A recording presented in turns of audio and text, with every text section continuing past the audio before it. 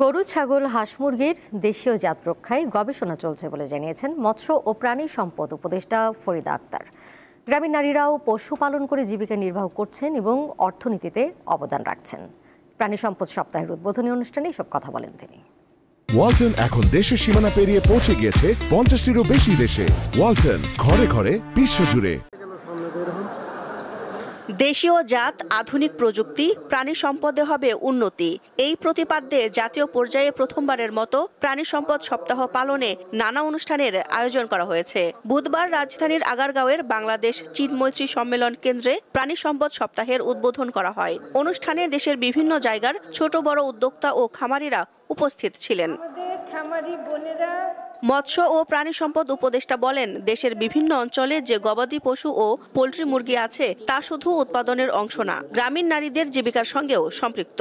উন্নয়ন কর্মকাণ্ডে নারীদের জন্য যে কোনো অর্থকরী কাজ বেছে নিতে হলে হাঁস মুরগি, গরু ছাগল পালন ছাড়া কোনো উপায় নাই।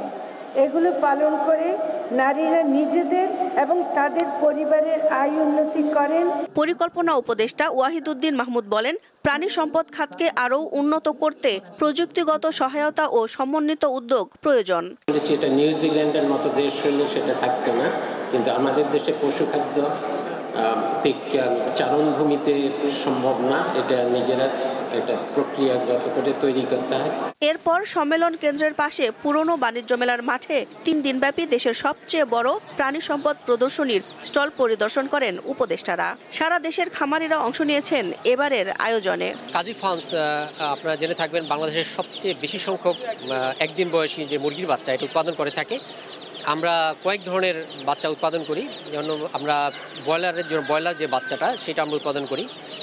লেয়ার ডিমের জন্য যেই বাচ্চা, আমরা যেই ডিম পাড়ে যেই লেয়ার মুরগি, এই যে বাচ্চা, এই বাচ্চাটা উৎপাদন করি। শুধুমাত্র মুরগিকে ভালো করলে হবে না, পাশাপাশি এটা যাতে আমাদের মানুষের জন্য কোনো ক্ষতিকর না হয়, এই দিকটা চিন্তা করে কাজী ফার্মসের ফিড হলো অ্যান্টিবায়োটিক ফ্রি। স্টলে গরু, মহিষ, ছাগল, পোল্ট্রি মুরগি, দুম্বা সহ বিভিন্ন প্রজাতির পশু পাখির প্রদর্শনী চলছে। দিলশা দানি, দীপ্ত সংবাদ, ঢাকা।